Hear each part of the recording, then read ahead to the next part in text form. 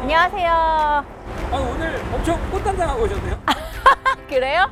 네, 헤어스타일을 좀 바꿔봤는데 좀 어려 보이고 싶어가지고. 아, 확실히 여러 보이시죠? 아, 네. 확실히 어려 작전 성공. 날이 좋아요, 이제 가을이. 그러니까 이제 긴팔 입어도 덥지가 않은 날씨라서. 맞아요. 이제 가을이 됐어요. 이제 요 즈음이면 대충 어딘지 아실 텐데요. 오늘 가는 너무 곳이- 잘 알죠. 그죠? 네. 오늘 가는 곳이 어디죠? 치과. 아, 그렇죠. 오늘은 치과이긴 한데 입만 치료하는 게 아니에요. 피디님 치과에서 입 말고 다른 거 치료받아 보신 적 있어요? 저도 뭐지? 다른 병이 있을 때 구강 안쪽을 네. 만들 때 좀 주의해야 될 점들이 있다고 하더라고요. 이건 또 우리 의사 선생님이랑 얘기를 해봐야 되니까. 그렇죠. 고고!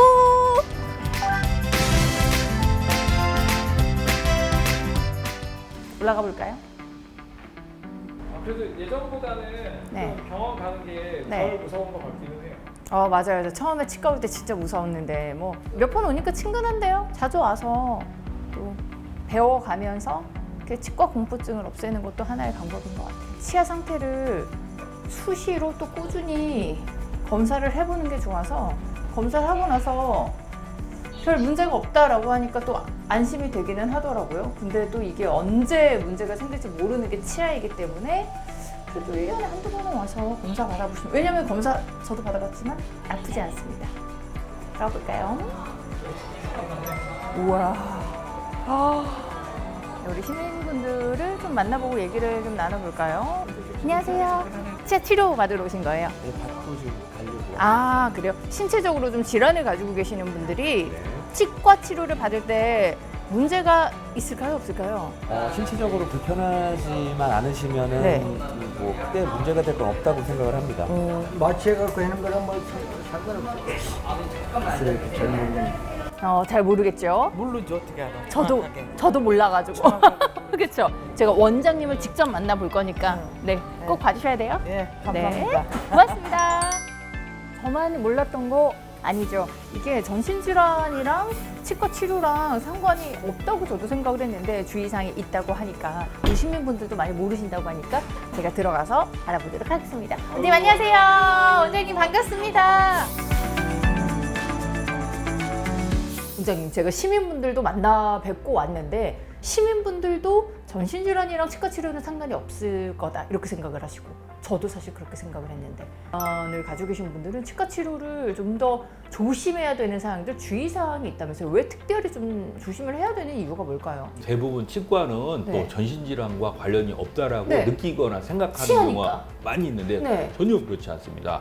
치아는 구강 내에 있죠. 네. 구강은 머리 위에 있고요. 네. 머리는 신체에 있기 때문에 관련이 반드시 있다라고 할 수 있어요. 전신질환을 갖고 있는데 치과 치료를 받아야 된다 한다고 하면 전신질환에 대해서 꼭 치과 의료진에게 그 전신질환의 이름, 병력 이런 것들을 꼭 이야기를 해주셔서 네. 좋은 치과의 결과를 얻을 수 있도록 도와주셔야 합니다. 그러면 전신질환이 뭐 여러 가지가 있잖아요. 네. 일단 고혈압부터 알아봐야 될 것 같아요. 네. 고혈압 환자분들은 치료할 때 어떤 점을 좀 조심하는 게 좋을까요? 치과 치료할 때 혈압은 반드시 조절이 되어야 합니다. 스트레스를 받는 사람들은 혈압이 갑자기 상승하거든요. 특히 고혈압이 있는 환자분들은 치과 치료 자체를 스트레스로 인지를 해요. 받아들여요. 그래서 혈압이 상승을 많이 하거든요.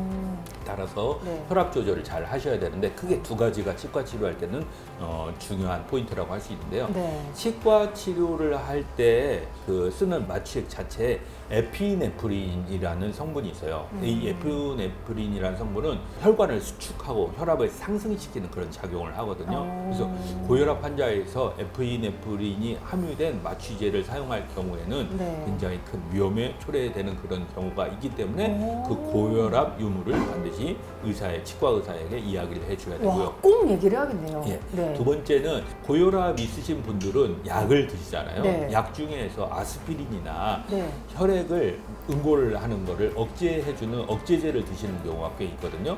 그래서 그러면 외과적인 수술을 할 때 피가 나잖아요. 네. 그럼 피가 응고되는 것을 막는 그런 약을 드시는 경우에는 문제가 될 수 있겠죠. 그래서 외과적인 수술이나 네. 하다못해 스케일링, 잇몸 치료, 발치 네. 이런 구강 내 소수술을 하는 경우에는 꼭 반드시 치과 의사에게 말씀을 해주셔야 됩니다. 그리고 또 당뇨도 사실 좀 많잖아요. 많이 있죠. 당뇨를 가지고 계신 분들은 치주염을 가지고 계신 경우가 많이 있거든요.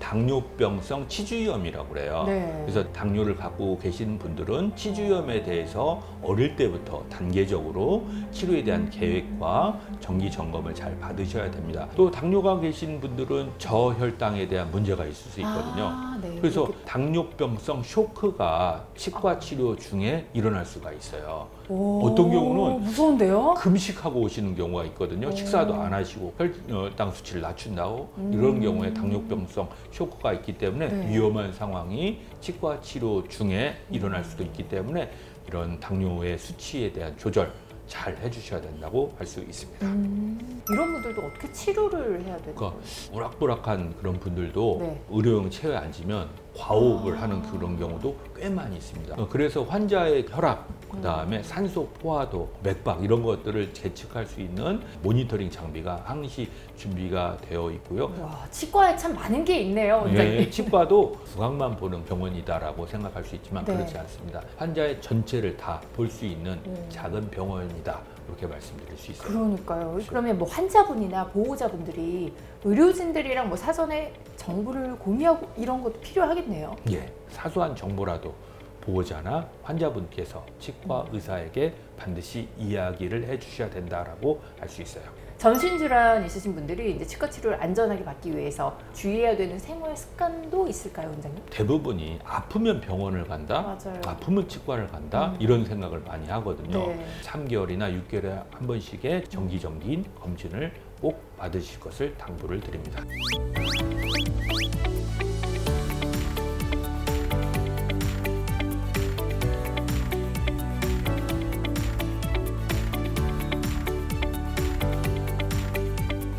아, 오늘도 이렇게 저와 그리고 우리 시청자분들의 삶에 플러스를 주신 원장님 너무 도움 말씀 고맙습니다. 라이프 플러스 고맙습니다. 감사합니다.